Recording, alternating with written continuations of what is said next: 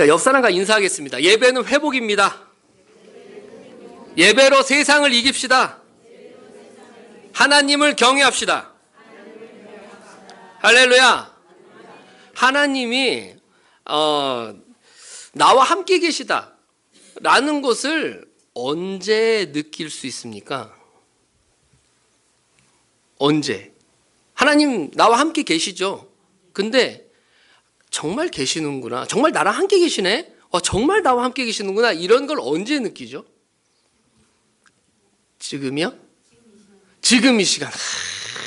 은혜가 충만해서 지금 이 시간 굉장히 훌륭하죠. 또 개인적으로 혹은 공동체적으로 어떨 때 나는 하나님 정말 함께 하신다고 하시더니 진짜 함께 하시네 라고 새삼스럽게 나의 어떤 영적 감각이 새로워지는 때가 언제입니까? 너무 오래전 얘기라. 그 예전에 함께 하셨는데 그때는 막 생동감 있었거든요. 근데 세상의 풍파와 또 삶의 곤고함이 영적 감각을 무디게 해서 이제는 잘 안 느껴지고 그러신 건가요? 표정은 그러신 표정이십니다. 언제, 옛날 생각이라도 해보시죠. 언제 하나님 함께 하신다 이렇게 언제 느끼셨어요? 다양하죠. 다양한데 아마도 뭔가 이제 그분하고 교통, 교제, 교신, 하여튼 어떤 단어든 뭔가 연결이 느껴질 때예요. 그분하고 내가 연결이 돼 있다는 걸 내가 딱 느낄 때, 하나님 계시는구나, 이렇게 느낀단 말이죠. 그거를 우리가 흔한 용어로 기도의 응답.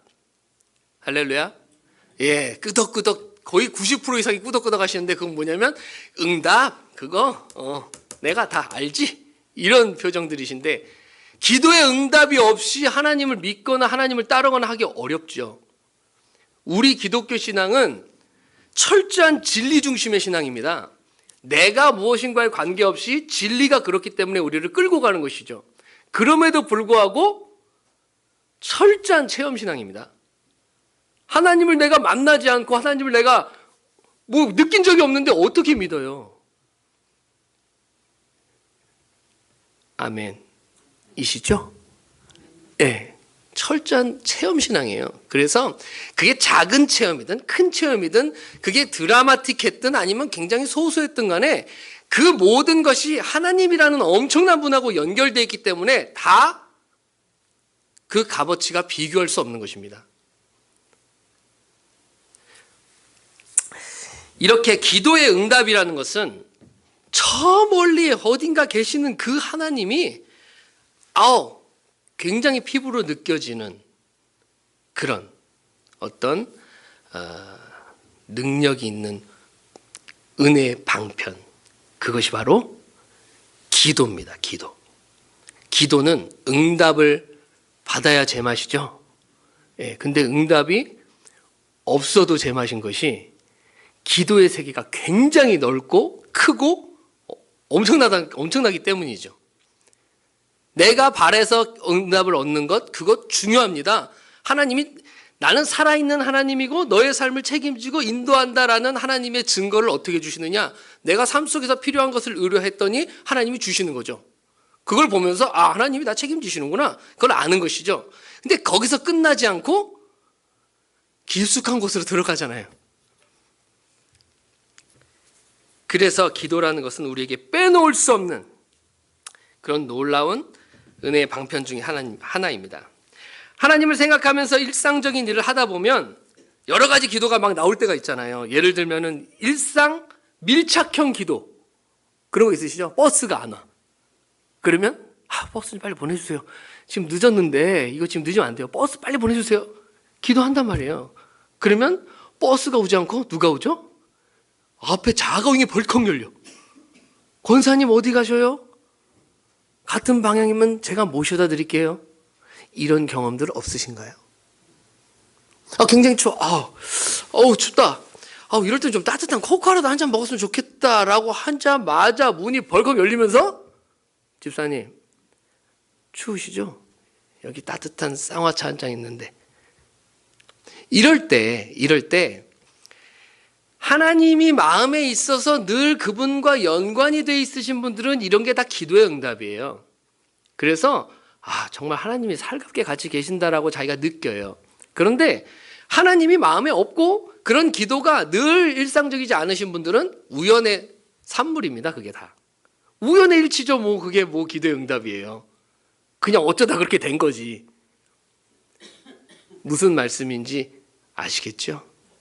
기도의 응답은 항상 있다. 그런데 내 마음에 하나님이 늘 연결이 돼 있고 그분을 늘 생각하고 그분을 늘 의지하고 있을 때 그것이 나에게 응답이 되는 것이죠. 그게 일상 밀착형 기도죠. 그런 기도의 응답들, 그런 건 정말 비일비재합니다. 기도하는 분들에게는 이런 게 모두 하나님의 돌보심으로 느껴지지만 기도하지 않는 분들은 여전히 하나님은 저 세상 멀리 어디 계신 분이 되겠죠. 사랑하는 성도 여러분, 우리 2019년도에는 지금 우리가 하잣멈 기도하고 있잖아요.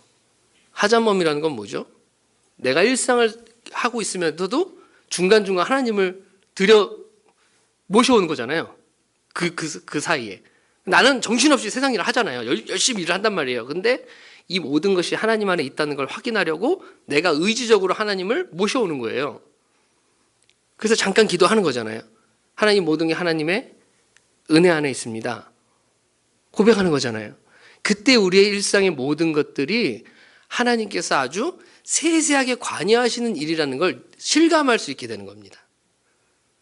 2019년도 그런 생활 밀착형 기도가 우리에게 점점점 많이 있어지기를 축복합니다. 신앙생활의 재미는 여러 가지입니다. 제일 큰 부분이 뭘까요? 성경이 진리를 깨달아가는 재미가 굉장히 큰 부분이에요. 그러니까 신앙생활 하시면서 성경에 대해서 진리를 계속 깨달아가고 알고 막 이게 재밌고 그게 엄청난 큰 부분입니다. 여러 사람들과 이것저것 우리가 이제 다양한 분들이 모였잖아요. 다양한 분들이 다양한 경험과 다양한 삶을 살아가시면서 모여서 다양한 사고방식을 갖고 계시죠. 우리가 그리스도 안에서 그런 여러 가지 사고방식을 통해서 같이 섬기고 사랑하고 위로하고 격려하고 세워주고 하면서 얻는 기쁨들이 있어요. 하면서 얻는 기쁨들. 그리고 그 어떤 모임보다 우리 교회 모임이 더 좋은 이유가 무엇일까요? 우리는 뭘 뛰어넘는다? 뭘 뛰어넘죠? 나이를 뛰어넘어요. 세상은 다 또래 모임으로 되어 있습니다. 그거 아시나요? 우리는 애들부터 할머니까지 다 같이 있잖아요. 이런 모임이 없습니다. 그래서 우리는 굉장히 어떻게 보면 세상엔 없는 정말 훌륭한 모임 중에 하나예요. 장점이 엄청 많습니다. 이처럼 봉사하다 보면은 또 우리가 서로 격려하고 사랑하고 하는 것이 다 봉사 아니겠습니까? 또 일을 또 많이 또 감당을 해야 되잖아요. 이 큰 공동체를 끌어가려면. 봉사를 하다가 봉사의 재미를 느껴보신 적 있으세요? 뭐 일 자체는 힘들죠. 물론 모든 일이 다 힘든데 그 봉사를 하다가 이 봉사를 통해서 내가 보람을 느낄 때가 있어요. 사람 마음에 하나님께서 그걸 주세요. 그래서 봉사를 하다 보면 내 마음에 나도 이렇게 누군가를 위해서 봉사를 하고 있는 자기 자신을 발견하게 되죠. 그리고 굉장히 내 삶의 가치가 높아지죠. 왜냐하면 다 여유가 있고 다 뭐 가진 자들이 봉사한다고 생각하지 그냥 와서 자기 어떠함과 관계없이 봉사하는 사람 많이 없습니다. 근데 우리 교회는 그게 가능하죠. 묻지 않잖아요. 우리는 아무것도 묻지 않습니다. 그냥 하나님을 향한 그 마음 하나만 가지고 오시면 무슨 일을 하시든지 다 가하고 하나님께서 거기에 따른 보상을 다 주십니다. 실제로 현물을 주시든 그 마음을 주시든 무엇인가를 다 주세요. 그걸 다 경험하시죠? 그래서 계속 헤어나가시는 거 아닙니까? 내가 지치고 힘들 때에는 그만한 위로를 주시잖아요. 안 주시나요? 주시면은 맞아. 그래 주시지. 이런 어떤 저와의 교감 굉장히 중요한 거예요. 주세요.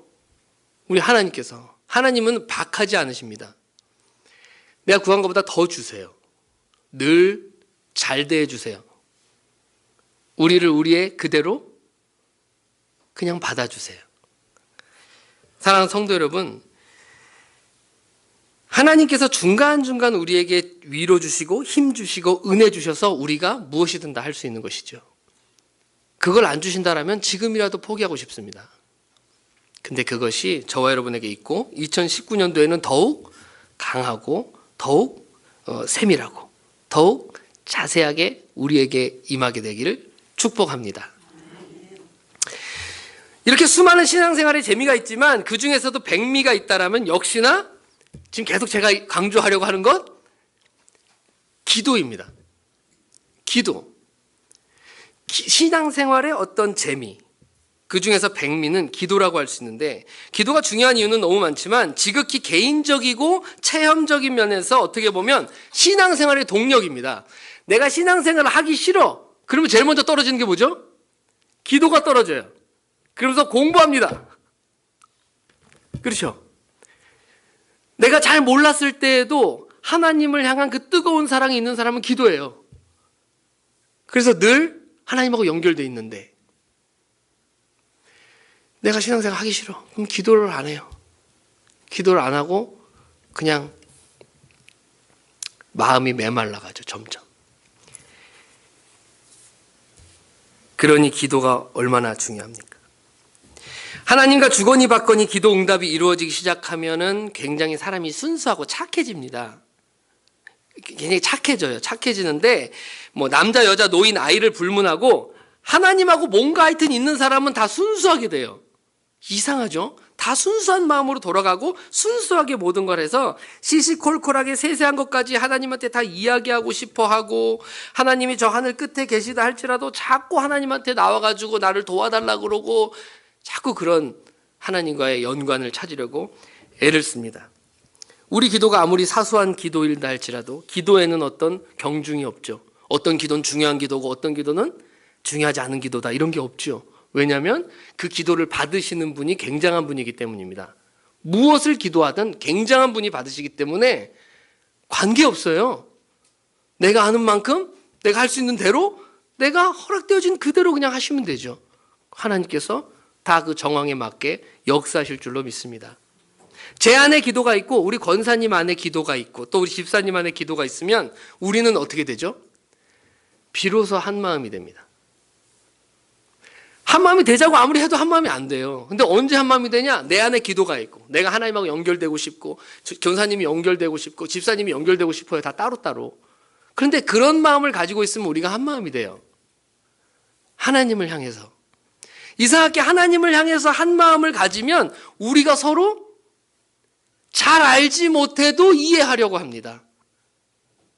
내가 하나님 앞에 여러 가지 이유가 있는 것처럼 저분도 있겠지. 내가 하나님 앞에 이것저것이 막 내용이 많은 것처럼 저분도 만만치 않겠지. 하나님 믿고 살아가는 게 힘들잖아요. 힘듭니다.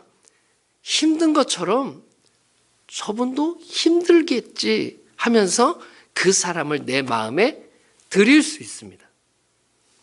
근데 기도를 하지 않으면 저 사람은 왜 저러지? 도대체 이해가 안 돼. 그런 마음이 먼저 나와요. 그래서 재단을 합니다. 저 사람은 그런 사람이야. 저 사람은 저래. 이래서 안 되고 저래서 안 돼서 아무도 내 마음에 못 들어와요. 우리 남편은 이래서 안 되고 우리 애들은 저래서 안 되고. 그러면 제일 불행한 건 누굽니까? 자기입니다.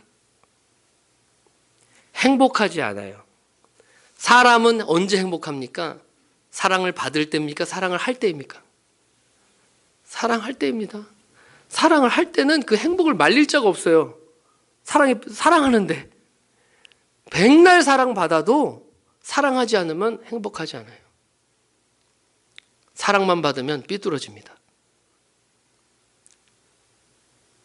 사랑하는 우리 교회, 사랑하는 우리 공동체 되기를 축복합니다. 그래서 행복한 공동체, 재미있고 행복하고 즐겁고 그런 어떤 우리 교회 좋지 않으세요? 좋죠? 좋습니다. 그래서 제 안에 하나님 마음이 막 밀려 들어오고 막 권사님 안에, 집사님 안에 막 밀려 들어올 때 우리 한마음 됩니다. 이렇게 우리가 그 기도를 놓지 않을 때 우리는 가능합니다. 서로를 아무리 이해하려고 해도 이해 안 돼요. 근데 내가 하나님 붙잡으면 이해돼요. 그 길밖에 없습니다, 우리가. 그래서 하나님 잊지 마시고 하나님 붙잡으면 우리 서로 다 연합할 수 있으니까 그때 우리에게 하나님 계획하신 일들이 다 꽃피고 열매를 맺을 줄로 믿습니다. 하나님을 마음에 모시고 이 세상을 살아가려고 하시는 분들은 기도가 역동적이에요. 왜냐하면 이 세상은 착하고 순진한 사람이 살아가기 쉽습니까? 어렵습니까? 이 세상을 살아가는데 착해요. 순진해요. 하나님 만나면 착해지거든요. 하나님 모시고 살면 순진해져요, 사람이. 근데 그렇게 세상을 살면 잘 살 수 있습니까? 못 삽니까? 못 살아요. 세상은 착하게 살면 얻어 터집니다. 세상은 순진하게 살면 밟힙니다. 어떻게 그렇게 살아요? 못 살지. 근데 하나님을 만나면 순진해진다니까요. 벌써 안 맞아, 궁합이. 그러니까 어떻게 됩니까? 상처받습니다. 하나님을 내 마음에 모시고 사는 사람은 세상에 나가서 상처받습니다. 순진하게 하고 친절하게 하고 온유하게 하고 하나님 말씀대로 저 사람에게 친절을 베풀고 사랑을 하려고 하는 사람은 상처받아요. 내가 사랑을 베풀어도 악으로 갚습니다. 다 죄인이잖아요, 사람은. 내가 아무리 잘해줘도 그 잘해준 대로 안 옵니다. 그게 세상이에요. 그래서 항상 우리 하나님 뜻대로 하려고 하는 사람은 마음이 상해 있습니다. 마음이 상해 있을 때 무엇이 나오죠? 기도가 나옵니다. 내 신앙의 가장 전성기 때를 한번 생각해 보세요. 가장 전성기 때 교회 문을 열고 들어서는데 눈물이 줄줄줄 흘러요. 사실 세상 어느 곳에도 하나님 있잖아요. 하나님 세상 어느 곳에도 있습니다. 다 만날 수 있습니다, 어디든. 근데 왜 여기 들어오면 눈물이 납니까? 이상하죠? 왜 여기 들어오면 하나님을 좀 더 진하게 만나는 것 같잖아요. 마트에 있을 때보다. 그렇잖아요. 이상해요. 거기 마트에도 하나님 계세요. 근데 왜 이상하게 여기만 오면 진하게 돼? 그건 여기가 뭐 특별한 장소라서 그렇습니까? 아니죠. 우리의 마음이 달라서 그렇잖아요. 여기는 하나님 계신 거예요. 나 하나님하고 대면하는 곳이야. 여기는 나 하나님 만나는 곳이야. 이렇게 내 마음이 그렇게 정했기 때문에 여기 오면 마음을 추스려요. 그래서 세상에서 흠집나고 아프고 하나님 뜻대로 살아가려고 하다가 상처나는 것들이 여기에 들어올 때 위로받는 것이죠. 그게. 위로를 받고 하나님으로부터 오는 에너지를 받는 것입니다. 왜냐하면 세상에서는 살아가면서 우리가 꾹꾹 참잖아요. 참는 게 여기 와서는 터지는 겁니다.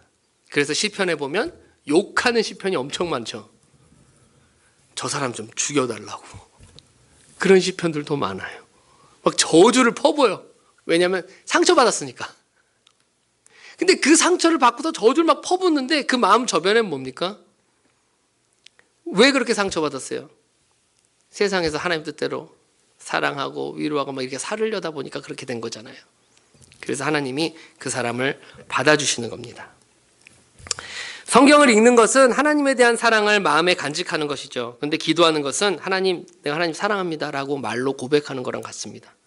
둘 다 중요한 것이죠.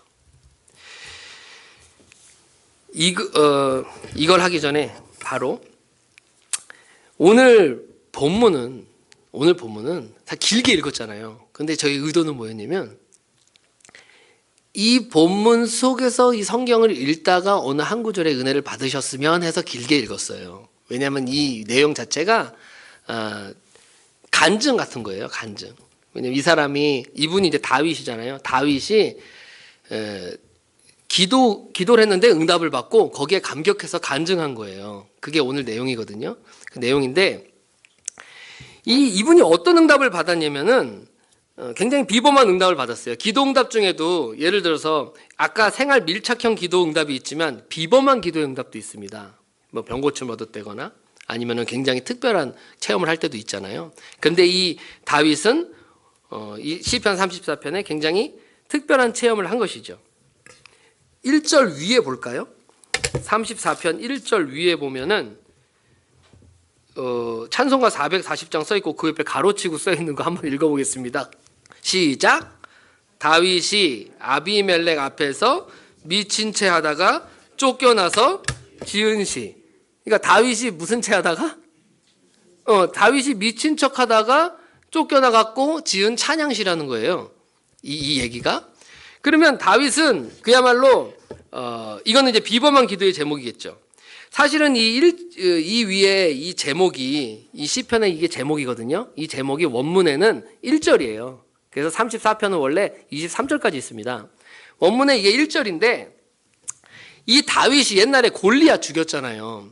다윗이 골리앗을 죽였는데 나중에 사울왕한테 쫓겨다니다가 피할 데가 없어가지고 블레셋 나라에 들어가서 숨어버린 거죠. 근데 블레셋의 왕이 이 다윗을 이제 받아들여서 보니까 그 측근에 이제 막 방백들이 있잖아요. 블레셋 사람들이 저 사람은 옛날에 우리의 장수인 골리앗을 죽인 사람입니다. 그러니까 받으면 안 되고 당장 처단해야 됩니다. 이렇게 이야기를 한 거예요. 그 이야기를 듣고 다윗이 갑자기 나 죽었구나. 지금 근데 기진맥진이에요. 왜냐하면 사울이 계속 쫓아와가지고 도망 다니느라고 기진맥진이거든요. 그래서 진짜 마지막으로 여기 아니면 살 데가 없다라고 해서 붙들었는데 붙든 그게 어떻게 됐다고요? 그게 나를 죽이려고 하는 거예요, 지금. 그러니까 이게 성경에서는 그렇게 표현되죠. 내가 들에서 사자를 피해서 산으로 갔더니 뭘 만나요? 곰을 만나. 근데 곰을 피해갖고 집으로 들어갔더니 뭘 만나요? 뱀이 나를 물어요. 그게 아모스에 나옵니다. 그런 격이에요. 그래서 그냥 지쳐서 간 그곳이 결국은 죽는 이제 무덤이 돼버린 거죠. 그러니까 이 다윗이 생각하다 끝에 어떤 초강수를 둔 거죠? 갑자기 미친놈처럼 미친 채 한 거예요. 여태까지 멀쩡히 있다가. 그게 되겠습니까? 눈 가리고 아웅이지? 근데 그게 어떻게 됐다고요? 됐다고요. 이게 핵심이에요. 그러니까 절대 될 수도 없고 자기가 뭐 할 줄도 모르고 뭐 할 게 없어. 그리고 나는 지쳤어. 더 이상. 뭐 지혜도 없고 아무것도 없어요. 그래서 그냥 내가 가만히 할 수 있는 그 미친 척을 했다는 거예요. 나 미쳤다 이러고 헬렐레 했다는 거죠. 그랬더니 그걸 보고 어떻게 해요? 쟤 미쳤다. 그냥 놓아줘라. 이랬단 말이에요. 그게 가능한 일이라고요? 불가능한 일이라는 거죠. 근데 다윗은 이야기하는 거죠. 하나님이 나를 긍휼히 여기셨다. 그래서 그 가운데 나를 건지셨다. 라면서 이 시편을 쓴 거예요. 사랑하는 성도 여러분, 다윗처럼, 다윗은 뭐 기도응답 엄청 많이 받은 사람이겠죠. 저와 여러분도 이렇게 시편 하나씩은 쓰셔야죠. 이분은 뭐 엄청나게 뭐 재능이 뛰어난 분이니까 이렇게 썼지만 우리는 우리 나름대로 쓸 수 있잖아요. 성경 필사 하시면서 감동이 되어서 시편이 나올 수도 있잖아요. 그거 쓰세요. 꼭 누가 읽어야 됩니까? 나랑 하나님만 읽으면 되지. 엄청난 은혜가 올 줄로 믿습니다. 사랑하는 성도 여러분, 이렇게 다윗이 오늘 긴급할 때는 어떤 기도가 나오죠? 이게 다윗처럼 절대절명의 순간이에요. 그럼 어떤 기도가 나오죠? 멋있는 기도가 하나도 안 나오고 이제 당장 죽을 것 같아. 그럼 어떤 기도가 나오죠? 멋있는 기도 아무것도 안 나와요. 다만 날 좀 살려주세요. 그러니까 미친 척 하면서 속으로는 어떻게 해요? 제발 좀 이게 지나가게 해주십시오. 그냥 나 좀 살려주십시오. 나 좀 도와주십시오. 이거밖에 없죠 뭐. 그랬더니 하나님께서 어떻게 하셨다? 도와줬다. 그겁니다. 사랑하는 성도 여러분, 하나님께서는 멀리 계시지 않고 우리 가까이 있죠. 근데 그걸 알려면 우리가 하나님을 늘 마음에 모셔야 됩니다. 저는 이 이야기를 꼭 하려고 오늘 설교하면서 준비를 했어요. 뭐냐면 이제 기도를 하다 보면 이제 그런 일상적인 밀착 기도 말고 이제 하나님께서 하나님의 마음을 우리의 가슴 가운데 막 쏟아주실 때가 있어요. 기도를 그냥 평소대로 그냥 하고 있는데 어떨 때냐? 문득 맨날 부르던 찬송인데 어느 날 부를 때 막 내 가슴을 막 울리고 지나가, 그 찬송이. 맨날 들었던 찬송이에요, 지겹도록. 근데 어느 날은 나를 훑고 가, 그게. 그럼 벌써 조짐이 온 거예요. 그때는 몰래 어디 가서 하나님을 한번 독대해 보시는 것도 좋습니다. 뭔가 온 거예요, 지금. 그러면 괜히, 이거는 진짜 괜히예요. 언제부터인가 눈물도 다 마르고, 뭐 예배를 드리는데 뭐 울음도 안 나오고, 뭐 회개도 안 나오고, 뭐 아무것도 안 나와요. 교통이 안 되는 것 같아. 그런데 언제 그냥 코끝이 조금 시큰해질 때가 있어요. 그냥 문득. 그때 뭐가 온 겁니다. 잡아야 돼요, 그거를. 그 꼬투리를 잡아가지고 가야 됩니다, 어디론가. 가서 하나님의 마음을 쏟아주시는데, 그때 하나님께서 이 쏟을 때 어떤 일이 일어나는가 하면 이제 감사함이라는 게 터져 나오는데, 우리가 평소에는 어떻게 하죠? 하나님한테 감사를? 감사의 기도, 감사의 어떤 제목을 막 생각해내잖아요. 그래서 이것도 감사하지, 저것도 감사하지. 이건 굉장히 중요한 겁니다. 그걸 해야지 더 은혜가 되고 좋은 시간이 갔죠. 근데 하나님의 비범한 은혜가 쏟아질 때는 어떻죠? 감사의 제목을 뭐 채 생각하기도 전에 그냥 막 감사해요. 그냥 거꾸로예요. 막 그냥 속에서 그냥 계속 하나님이 하나님이셔서 감사하고, 하나님이 내가 나여서 감사하고, 세상이 세상이어서 감사하고, 막 이런 이상한 감사가 계속 나와요. 그러니까 이거 내가 왜 감사하지? 이유는 찾을 수가 없어요. 그런데 막 감사한 마음이 자꾸 막 속에서 막 샘솟듯이 퐁퐁 올라오는 것입니다. 그런 감사의 마음, 하나님께서 주시는 은혜에 사로잡힐 때 하나님께서 그런 마음을 다 주시고 그런 경험들 다 있으시잖아요. 그게 신앙생활을 재밌게 하죠. 그게 내가 살 소망이 되어주는 겁니다. 그렇게 감사하는 마음이 내 안에서 팍팍 올라올 때 밑도 끝도 없이 이 솟아오르는 것, 그때 우리는 무거운 짐 같은 거를 벗은 듯한 느낌을 받고 굉장히 마음이 유쾌해지고 가벼워집니다. 하나님께서 주시는 은혜이자 축복인 줄로 믿습니다. 그때 우리의 마음 가운데 하나님이 싹 틔우시는 마음이 있는데, 그 마음이 뭐냐면 하나님을 신뢰하게 되는 마음입니다.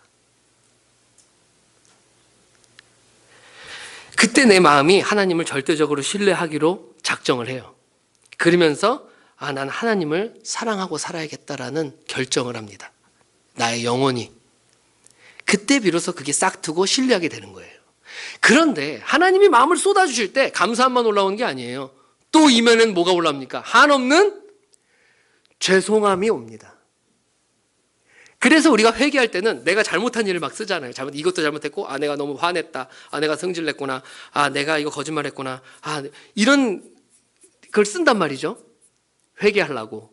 그거 굉장히 중요한 것이죠. 근데 은혜를 퍼부어 주셔갖고 내가 사로잡힐 때는 가슴이 땅바닥으로 내동댕이 쳐지죠. 그냥 죄송해요. 그냥 죄송하고 그냥 잘못했습니다. 그냥 하나님 나를 불쌍히 여겨주십시오 라는 마음이 돼버리는 겁니다. 그러면 무슨 이유를 못 찾겠는데 죄송해요. 그런 죄송함, 그런 것들이 우리 마음에 있고 하나님께서 그런 은혜를 주실 때 우리의 마음 가운데 피어나는, 하나님이 심어주시고 싹 틔우게 하시는 마음이, 그게 바로 하나님을 존경하는 마음이 생깁니다. 그때. 왜냐하면 응답을 해주세요. 내 영혼이 쏟아지면서 하나님께 죄송한 마음이 들 그때에 하나님이 나를 이대로 받으셨다라는 확신과 안도감을 주세요. 그때 하나님을 향한 존경심이 생깁니다. 이분은 도대체 누구신가? 라는 존경심이 생기고, 아까 전에 있었던 그 사랑하는 마음, 하나님을 향한 이 존경심, 이 두 가지가 연합한 그 마음이 바로 하나님을 경외하는 것입니다. 사랑하는 성도 여러분, 2019년도에 이 하나님을 경외하는 역사, 은혜, 하나님의 쏟아 부어주심, 그런 것을 경험해서 깨어나고 하나님을 더욱 사랑하고 그분을 쫓아 살아가는 그런 우리 교회, 그런 행복한 교회 되면 너무 좋을 것 같습니다. 우리가 하는 거 아니잖아요. 우리가 하는 게 아니에요. 하나님께서 하시는 거잖아요. 그러니까 우리는 뭐 할 게 아무것도 없습니다. 그렇게 하나님 하시려면 하십시오 라고 나를 내어드리는 것밖에는 할 게 없습니다. 그렇게 내어드리시겠습니까? 하나님께서 응답하실 줄로 믿습니다. 뭔가 잃어버렸던 나의 어떤 전성기 때의 그 마음을 찾을 수 있습니다. 그때랑은 다르겠죠. 그때랑은 다르죠. 왜? 지금은 성숙했고 많이 알았고 그리고 많이 성장했잖아요. 그때랑은 다르죠. 그럼에도 불구하고 그 주님을 향한 뜨거운 마음을 하나님께서 주실 줄로 믿습니다. 그렇게 우리 사랑하는 성도 여러분, 2019년도에 기도가 넘치는 우리 교회. 근데 기도라는 것도 실제로 막 기도하는 거 넘쳐야죠. 근데 마음의 기도, 우리를 하나로 뭉쳐줄 그 마음의 기도, 그것이 우리 안에 있기를 축복합니다. 하나님으로 한 마음 되는 우리 교회, 하나님으로 우리 한 마음 되는 교회, 그것밖에 없습니다. 우리가 갈 그 길, 내 안에 하나님 있고 권사님 안에 있고 집사님 안에 있고, 그러면 우리 하나 됩니다. 그때 하나님 역사하실 줄 믿습니다. 우리에게 찾아오시는 분들이 회복할 줄로 믿습니다. 영혼이고 몸이고 모든 게 다 회복될 줄로 믿습니다. 사랑하는 성도 여러분, 우리 교회가 하나님 가까이 계시는 이런 증거들이 생동감 있게 나타나는 복되고 축복되고 위대한 그런 마을 교회가 될 것을 주님의 이름으로 축복합니다. 기도하겠습니다.